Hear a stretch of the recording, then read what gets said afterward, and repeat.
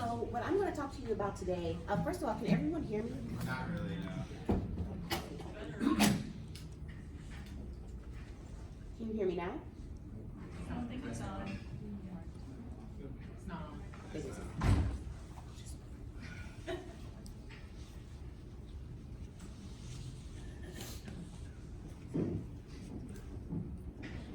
How's this? Perfect. That's good. I'm not great at projecting, so I wanted to make sure that we had my going. So I want to talk about fostering a quality-focused culture, even when you're working on research teams. This can sometimes be something that is at odds with one another.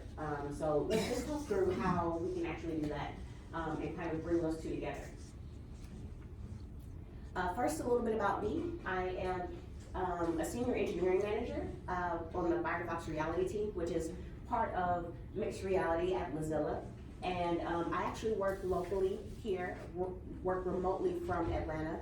I am definitely what I would call a product of Atlanta. I grew up about 2 hours east of here, but I went to college here at Clark Atlanta University, which is a historically black college that's part of the Atlanta University Center, along with Morehouse and Spelman. And then left and went to grad school and then came right back because I love the city.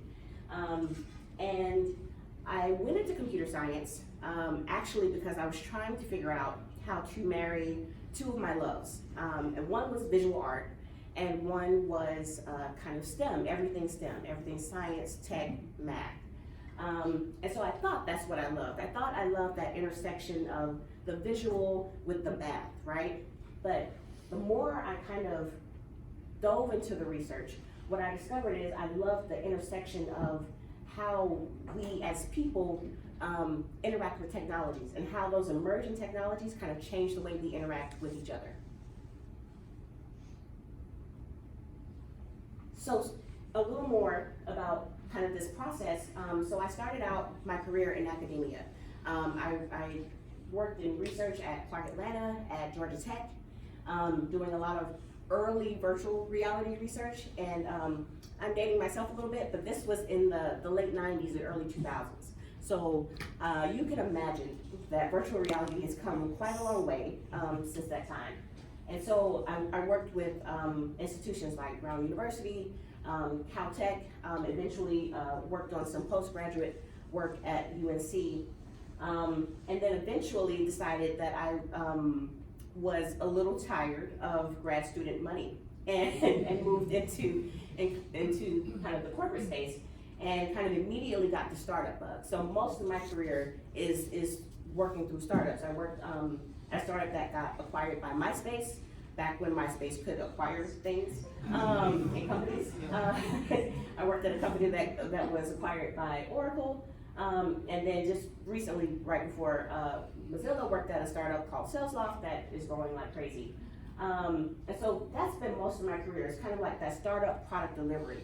And so there's some interesting kind of parallels between research and the startup world in that you have to like learn quickly and fail fast, right? And you kind of move very quickly on to the next thing and make sure that you're staying competitive with anyone else in your market. So that's an interesting kind of parallel. But then I moved into this new space, which is kind of research product delivery, which is very new to me, but it's kind of a hybrid of those two things. And so we're going to talk about how we can kind of blend some of the learnings that I took from both worlds to create this quality-focused research culture. So I work on the emerging tech team. So if you look at this like a hierarchy, there's the emerging tech side of Mozilla, which is pretty much just a research organization. And then mixed reality is within that.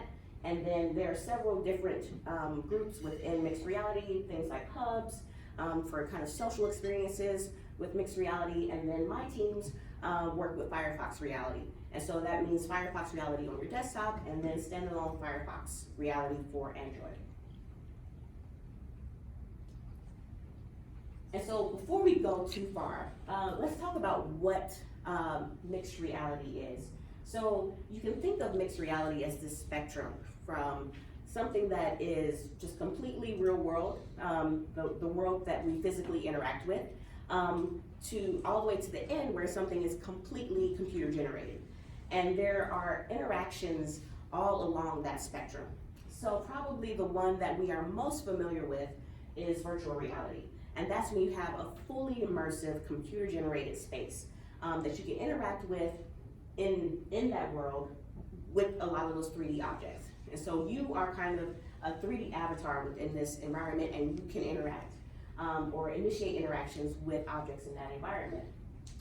Then you have augmented reality, which is a little bit closer towards the physical reality spectrum, part of the spectrum, where you have computer generated images, but you are also seeing your physical environment.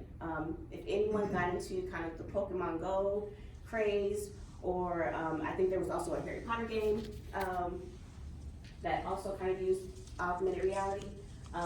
That's what this is. And so you might have computer generated images and objects superimposed on your physical space, but you're not interacting with them terribly much, right?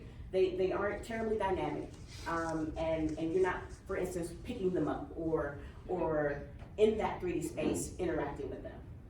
When you get to mixed reality, it's really kind of this blend. It's really kind of right in the middle of that spectrum where you still have the physical space, you can still see what's happening in physical space, and you have 3D objects that you can interact with and manipulate in that space. So it's kind of like the best of both worlds between virtual reality and augmented reality. And kind of as we think of interaction and kind of the future of testing, we want to think of the future of interaction and kind of think of what are the things that we have to prepare for. So if we think of the initial interactions that we had when we kind of started this technological journey, it's the command line, right? It was, and you can still do this, but it was very much text-based. And then we kind of moved to something that was more graphically based. And it was more responsive, and you definitely had kind of that feedback for the medium, and then you had that kind of visual recognition. So we get closer and closer to something that we as humans understand, right? And then you get to something like a natural user interface that you don't really have to have instructions for because it just performs naturally. An example I like to think about is I like to draw. And I mentioned that I was early on trying to kind of blend my love of visual art with my love of tech. And I've been looking for years, honestly, for an experience that is digital, but feels very much like a pen and a pencil. And so I just recently got my iPad and I've been kind of experimenting with digital painting. And that is an experience that feels very much like drawing with a pencil or drawing with a pen. So that's when you're getting into that kind of natural user interface. And then we move into something that's more an organic user interface. And that's where you can the interface is almost seamless with your reality, right? And it's just, it's very fluid, and your environment kind of is dynamic and anticipatory. It changes with you, it moves with you, and learns with you. And so that's the direction that these mixed reality applications are kind of pushing us in. So as we're thinking of the future of interaction, as we're thinking of the future of testing, think about the kinds of interactions that we're going to be seeing and that we're going to have to start testing for. And so just some examples of some next generation applications of mixed reality. We have immersive movies where you can kind of walk around in the environment, in a 3D environment and interact with the movie. Several education scenarios. I'm actually working with a group with Techstars Social Impact, and one of those teams is Kai XR, and she is working on pretty much a curriculum, a mixed reality curriculum for kids to learn about all kinds of things, to learn about the world around them, to learn about science, to learn about everything. And a lot of it is exposing kids that normally wouldn't have access to this kind of technology, to these kind of opportunities, to see them, because we can very easily mimic them in a 3D environment.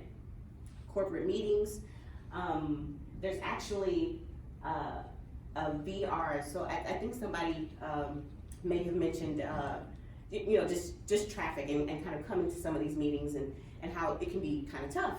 And so what if you could have a virtual meeting and you didn't have to leave your home, and it was very much like you were in the space with people, not so much like a Zoom call, but you're actually in the 3D space, sharing that with your colleagues.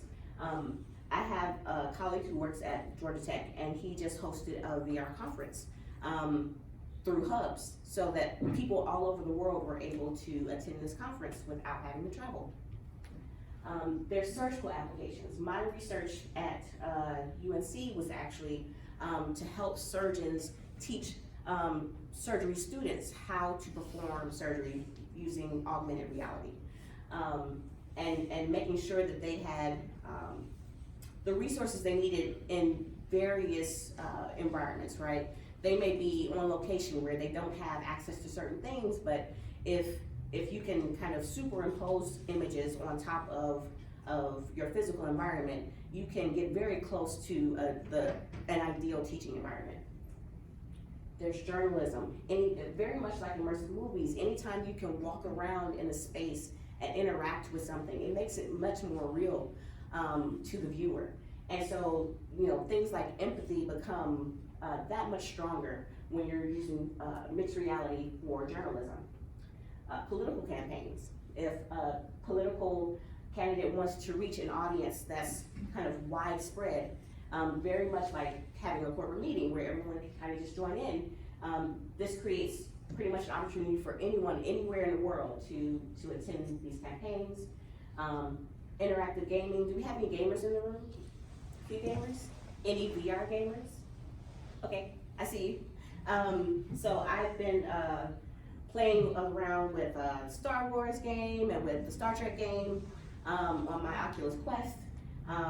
Love those, but the one that that I spend probably the most time in is Beat Saber, because it's just so easy to just get wrapped up in it, and it's amazing the tracking that's available and how accurate it is. Then there's event engagement. How can you enhance a physical event with mixed reality? And then, of course, there are health devices, much like our wearables that we have with us. I'm wearing a Fitbit right now. What kind of health devices can we create with mixed reality? And this is actually an example that isn't any of those things. This is something that we just recently created called Hello WebXR. That's actually a shopping experience with virtual reality.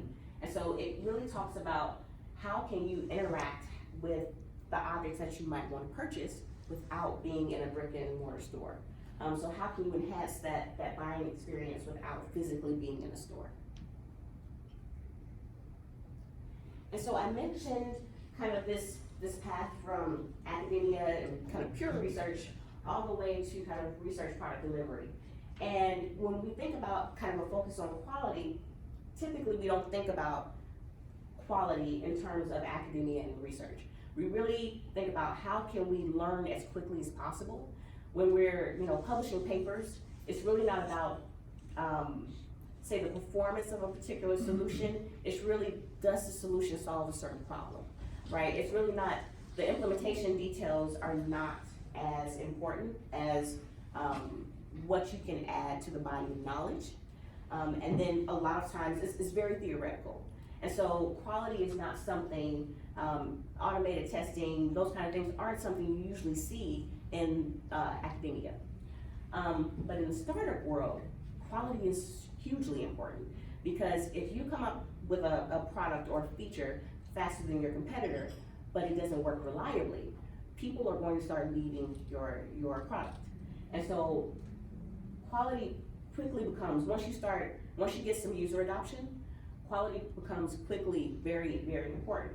And so how do you kind of leave this environment where quality is very important to this environment of kind of research product delivery, where you're blending the two, you have research, but you're also delivering things.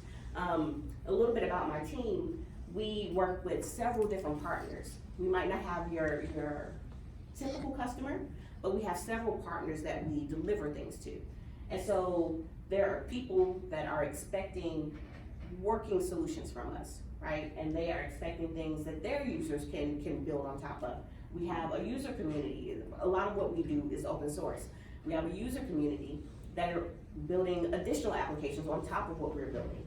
So quality becomes really important, even though we're in this fast-paced research environment. And the intersection here is delivery, right? So you have this research product delivery that needs both the learning really fast and also the high quality. What are some of the quality challenges in mixed reality applications? Well, the biggest one is that there are very few people doing virtual reality, mixed reality, and even fewer people that are building applications with automated testing. And so how do you kind of figure these things out? A lot of times you're the first one to figure those things out. It's in a 3D space, which provides its own challenges, right? So not only do you have to account for any 2D interactions, you also have to account for 3D interactions. Something else, you have a lot of device fragmentation. Right now, there's so many different devices that people are using. It's very much like Android was in the early days with device fragmentation. And you're building a lot of times, if you're using, GPU accelerated kind of coding practices, then you're building almost specifically for a certain hardware, right? And so how do you test, given that you might have 20 different devices that you're expecting to deliver new features on? So those are some of the technical challenges, but probably the biggest challenge I faced when joining the team is that there was this culture clash of the fail fast, let's just build something really quickly, with we need to build something really high quality. And so how do you convince engineers who are researchers, right, that quality is something that will help them move even faster, and that building in things like automated testing will actually build in the infrastructure that they need to understand what their changes mean, right? If we're trying to learn really quickly, we need to make sure that we understand what we broke when we broke it, right? And if we don't have testing or automated tests involved, it gets really tough to figure out where things are broken, where we need to make changes. Is this a hardware issue? Is this a software issue? Is this a browser issue, right? And so just kind of convincing the team that quality was as important as what we were learning, and that it could enhance our learning and help us learn even faster, move even faster, was probably the biggest challenge. And so let's think about some things that kind of foster a learning culture. The first thing, and it kind of doesn't seem like it has as much to do with the future of automated testing, but one of the things that you need for a learning culture is psychological safety. Everybody on that team has to feel comfortable bringing up suggestions, challenging things, and again, if you have the infrastructure that allows you to move really quickly, it helps you speak the same language. So that when someone is bringing up a suggestion, when someone is, kind of challenging something, we're all kind of speaking the same language. We have some standards. That's the second thing, standards. It helps you kind of standardize around style and best practices once you have some of these things in place. Another thing is it sets up collaboration between, say, your engineering, your developers, and your QA team. So there are a few things that we need to kind of make sure that we have to kind of foster this learning culture. And when we talk about how a focus on quality can enhance learning, one of the big things was that I mentioned kind of collaboration with your QA team. The way things are set up with Applitools is that you are creating kind of visual snapshots of the correct response and interactions in your application. And so that's something where your engineering team can work very closely with your QA team to determine what is the correct visual snapshot. And that increases learning across the team. And that makes sure that the understanding of the application is not siloed with say the developer that created something or that wrote something, even your UX team and your QA team understand exactly how this is supposed to work. Another thing is that it reinforces good practices, so that when you have new engineers joining the team, they understand like, okay, this is what I'm testing for, this is what I need to be working towards. And so there are several ways that you can convince a team that is used to building really quickly and moving really fast. You can convince them that quality and testing can actually enhance their learning process. And again, some things that visual automated testing helps us with, especially for virtual reality and mixed reality, it allows testing without the headset. It's such a long process to test graphical intensive applications. If you have to put the headset on every time you test, it just increases that testing cycle. But with visual automated testing, you don't have to put on the headset every time. You can test right there in your browser on your laptop. Again, collaboration with the QA team, and then device fragmentation. You can turn on and off, certain snapshots, so that you're saying, let's say we're testing for the Oculus Quest, and we have a very specific user interface for the Oculus versus, say, the HTC Cosmos. And so we can kind of turn on the right snapshots for the right device. And just kind of thinking through some high-level examples of testing mixed reality applications with Applitools. We have the 2D scenario where we're testing maybe our navigation. So just kind of the Chrome. We create a 3D browser, so just the Chrome around the browser, and understanding like the interactions and how things should look there. And you can use Applitools with Cypress to do that. Especially if you're just using kind of a web-based coding environment. I mentioned that we also have a standalone product with Android, and what's interesting here is that you can combine OpenCV with Applitools to do a little bit of kind of computer vision to understand where your objects are in space, if an object occludes another object. And one trick here is if you're trying to test interaction between one or two 3D objects, you can actually isolate those objects, so you can remove objects from the space so that you can only focus on just the objects that you're testing at that time. And OpenCV will be much faster in determining the visual, pretty much breakpoints that you want to interact with and that you want to add to Applitools.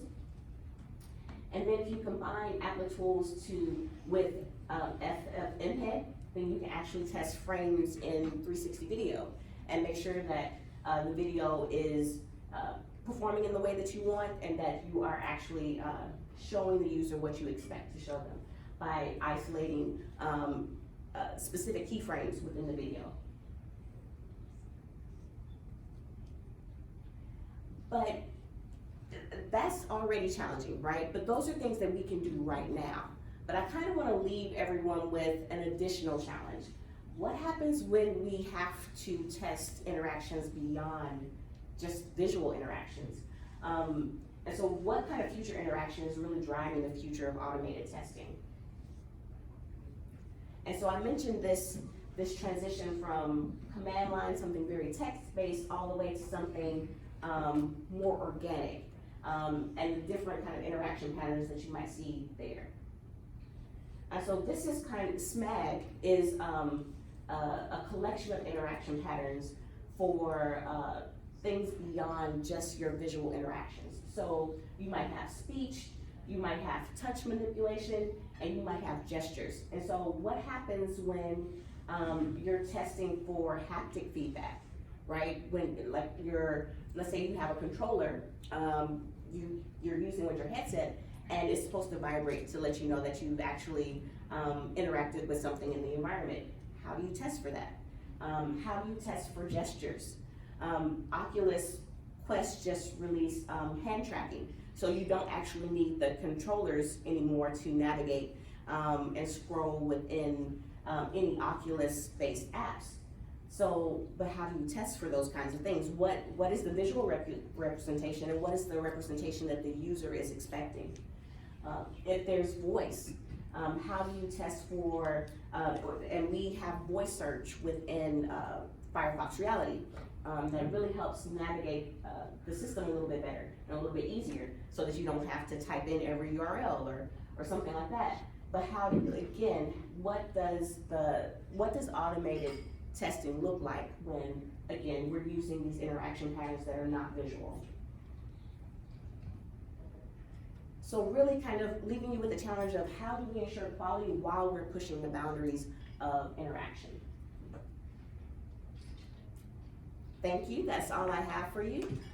If you have any questions, I'm gonna be here, and you can also find me on Twitter at Erica Stanley.